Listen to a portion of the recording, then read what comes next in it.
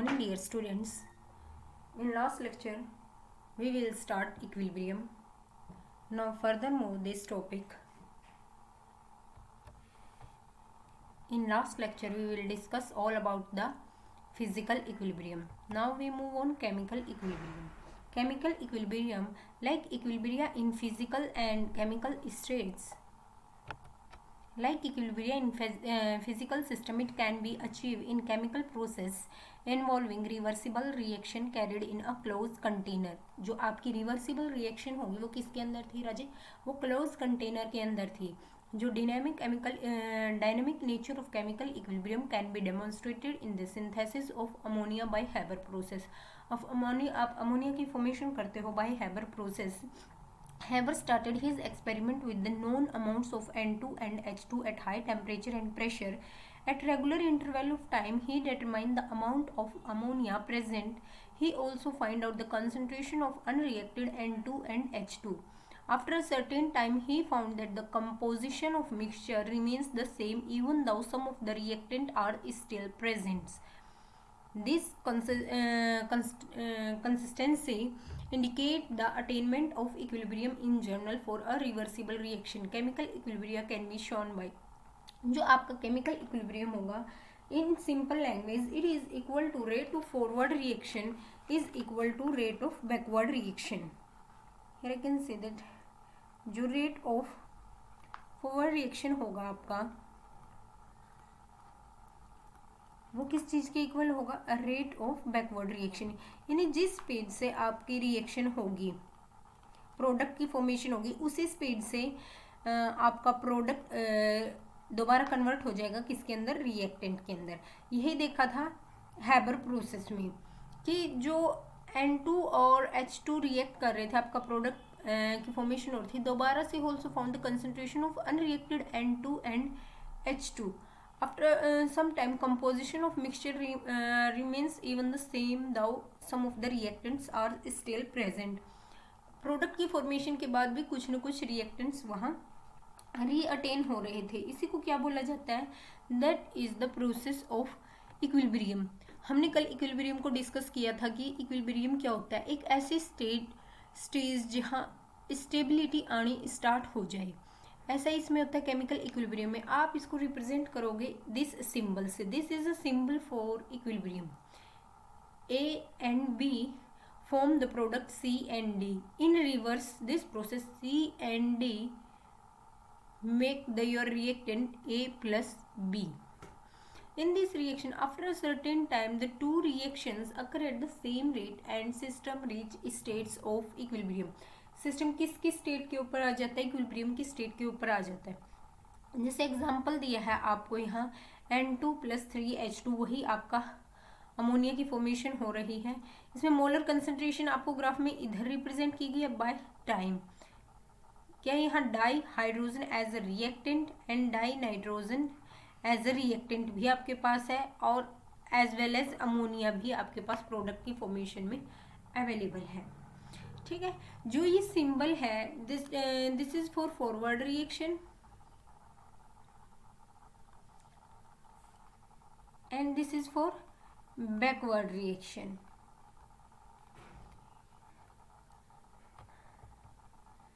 Next one if we are talking about, आप इस reaction को कैसे राइट डाउन करोगे? Here in that case like that आप इसको रिप्रेजेंट करोगे कुछ इस तरह. यानी A moles of A plus B moles of B form your product C moles of C plus D moles of D. Likewise जो C moles of C होंगे and D moles of D होंगे वो आपके reactant की formation करेंगे. That is A moles of A and B moles of B. Reactant and product are present at concentration which have no further tendency to change with the time. जो reversible reaction होंगे, only reversible reactions only. I plot one graph for you here. देखिए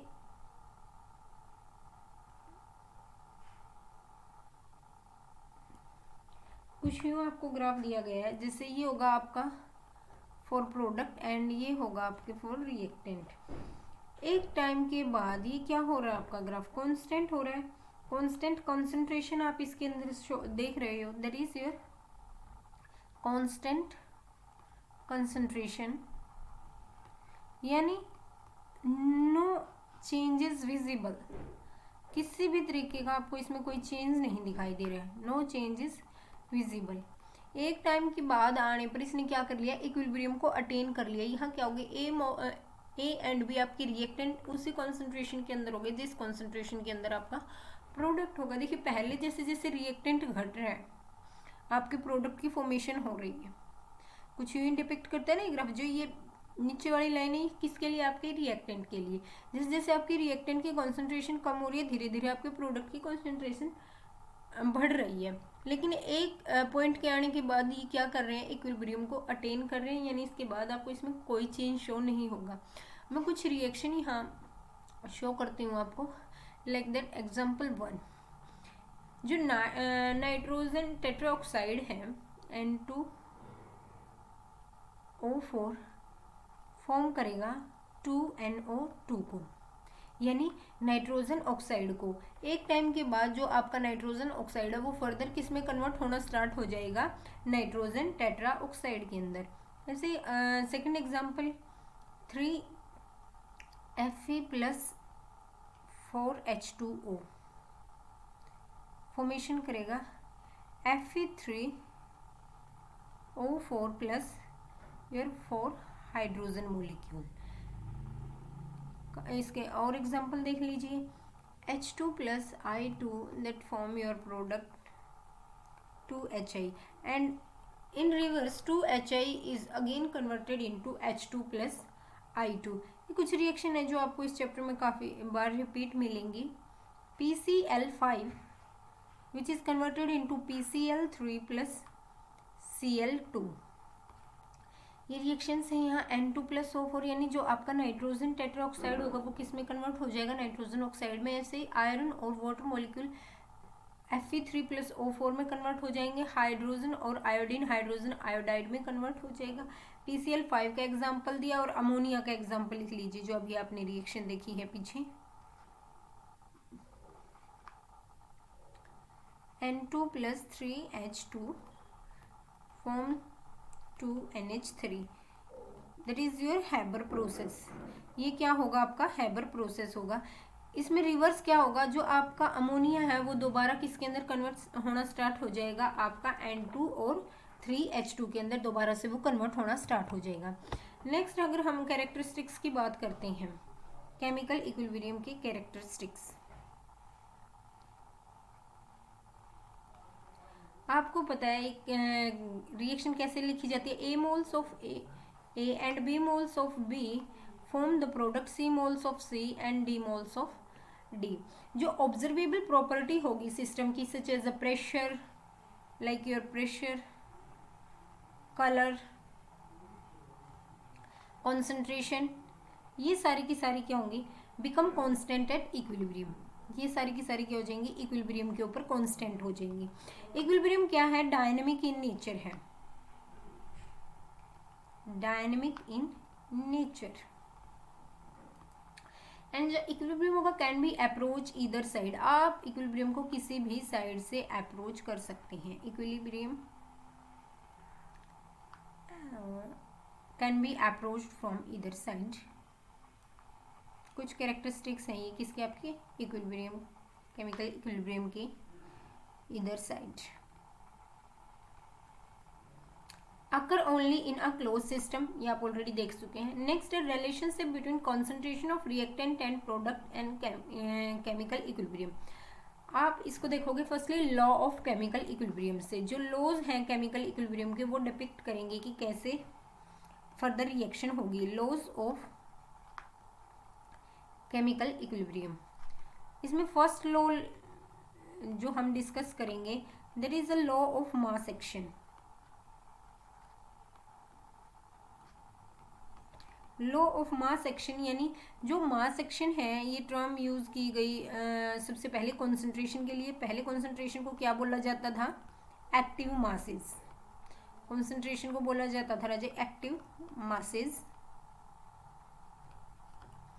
law of chemical, जो आपका law of mass action है, आप इसको define कैसे करोगे? I will add here some new slides like that.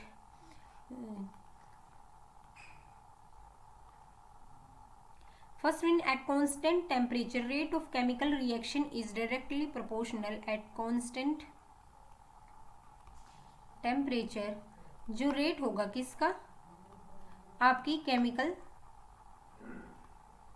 Reaction का इज डायरेक्टली प्रोपोर्शनल। वो क्या होगा आपका? डायरेक्टली प्रोपोर्शनल होगा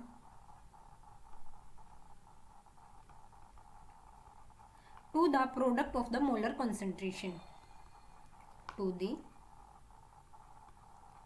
product of molar concentration।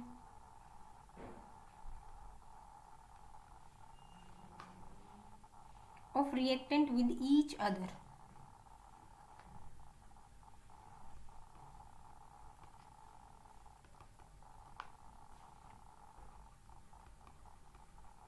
concentration term raised to the power equal, concentration term raised to the power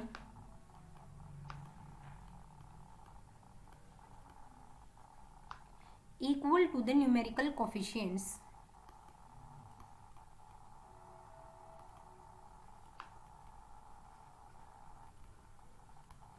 of that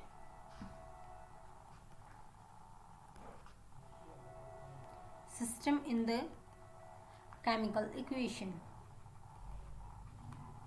अब इसमें मैंने क्या लिखा है? जो आपकी एट कॉन्स्टेंट टेम्परेचर रेट होगा कि इसका केमिकल रिएक्शन का is directly proportional to the product of molar concentration of reactant with each other, concentration term raise to the power equal to the numerical coefficients of the your chemical equations. यानी x moles of A plus y mole of B give your product. तो आप इसमें rate कैसे show करोगे? Rate is equals to K x और B y। आप जो moles हैं उनको आप पावर की टर्म में शो करोगे। हाँ, a mixture of reactant and product in equilibrium state is called equilibrium mixture. आप इस डेफिनेशन को ऑलरेडी कर चुके हैं। जो इक्विलिब्रियम मिक्सचर होता है वो क्या होता है? मिक्सचर होता है किसका? रिएक्टेंट का एंड प्रोडक्ट का in equilibrium state, that is called your equilibrium mixture. आप कैसे शो करोगे रेट को? A moles of A plus B moles of B form your product C moles of C plus D moles of D। जो rate of forward reaction होगा, rate of forward reaction, आप कैसे लिखोगे rate of forward reaction को? KF that is your constant A moles of A into B moles of B। Got it? At equilibrium rate of forward reaction is equal to rate of backward reaction। ये forward reaction के लिए use किया आपने। So equilibrium constant क्या होगा आपका? Equilibrium constant that is your Kc, K forward by K backward। जो आपकी फॉरवर्ड रेट ऑफ रिएक्शन होगा वो किस चीज के इक्वल होगा? बैकवर्ड रेट ऑफ रिएक्शन के। फॉरवर्ड में क्या आपका? C moles of C into D moles of D by आपको क्या लिखना है? A moles of A from B moles. ये हो गया आपका। ये रिएक्शन आपको सबसे पहले आनी चाहिए। इसमें क्या लिखा है मैंने रजे? देखिए यहाँ जो आपकी रिएक्शन है A moles of A plus B moles of B form your product C moles of C and D moles of D। इसमें क्या होगा? आप रेट ऑफ फॉरवर्ड रिएक्शन को रिप्रेजेंट करोगे KF से। फॉरवर्ड रिएक्शन आप रिप्रेजेंट करोगे F से। इसमें क्या हो रहा है? C moles of C plus D moles of D की फॉर्मेशन हो रही है। ऐसे ही रेट ऑफ बैकवर्ड रिएक्शन में क्या होगा? A moles of A plus B moles of B की फॉर्मेशन होगी। इक्विलिब्रियम कांस्टेंट को आप रिप्रेजेंट किससे करोगे? KC से रिप्रेजेंट करोगे। KF for forward reaction and KB for your backward reaction। जो लॉ ऑफ केमिकल इक्वेशन होगी at given temperature the ratio of product of equilibrium concentration of the product to that of the reactant with each concentration term raise to the power equal to the respective stoichiometric coefficients in the balanced chemical equation या chemical reaction has a constant value. Got it. अब कुछ आपको point remember करनी है, point to be noted. First point is that your equilibrium constant for reverse reaction is inverse of the equilibrium constant. जो आपका equilibrium constant होगा reverse reaction का वो इनवर्स होगा equilibrium constant for the reaction in the forward direction. जो reaction forward direction में गई है उसका क्या होगा, ये रिवर्स होगा. के सी फॉर बैकवर्ड रिएक्शन इज क्या होगा आपका इनवर्स होगा जो बैकवर्ड रिएक्शन में रिएक्शन आई है आपकी. लाइक दैट अगर आप इस रिएक्शन को कुछ यूं रिप्रेजेंट करते हो, दैट इज के सी फॉर योर फॉरवर्ड रिएक्शन. अगर रिएक्शन आपकी बैकवर्ड फॉर्म में होती है, पीछे की तरफ वापस रिपीट होना स्टार्ट होती है, तो आप कुछ इसको यूं लिखोगे. तो ये है इसके लिए, ये क्या हो जाएगी, इसका इनवर्स हो जाएगी इक्विलिब्रियम कांस्टेंट का. And next, if we change the stoichiometric coefficient on a chemical equation by multiplying throughout by a factor, then equilibrium constant also refer that change. अगर आप number of moles को change कर देते हो, like that यहाँ, if I am taking an A, अगर आप number of moles साथ में change कर देते हो, that is कुछ इस तरह, ये होगा केसी. सो आप केसी को क्या लिख सकते हो, KC dash is equal to KC power n. ये होता है रिएक्शंस के कुछ इम्पोर्टेंट पॉइंट्स. आप नेक्स्ट लेक्चर में हम फर्दर इसको कंटिन्यू करेंगे. आज हमने इसमें देखा जो आपने सबसे पहले डिस्कस किया, दैट इज केमिकल इक्विलिब्रियम और chemical process in equilibrium. Rate of forward reaction is equal to rate of backward reaction. आपको हैबर प्रोसेस का एग्जाम्पल दिया है, यानी formation of ammonia.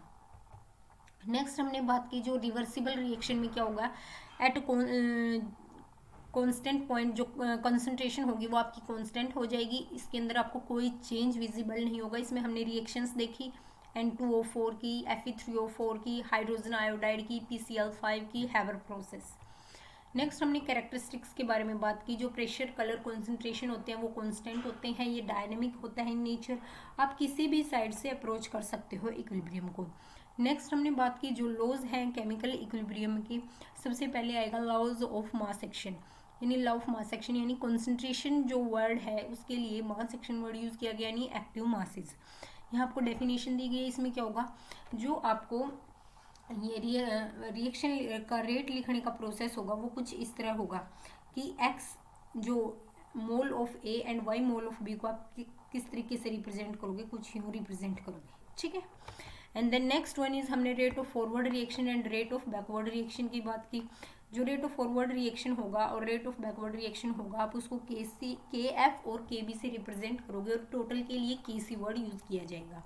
That is for equilibrium constant. कुछ हमने next point remember किए कि जो फॉरवर्ड रिएक्शन के लिए होगा तो वो बैकवर्ड के लिए क्या हो जाएगा, इन्वर्सली प्रोपोर्शनल हो जाएगा. एंड नेक्स्ट वन हमने बात की कि आप नंबर ऑफ मोल्स की टर्म्स में भी कैसे इसको रिप्रेजेंट कर सकते हैं.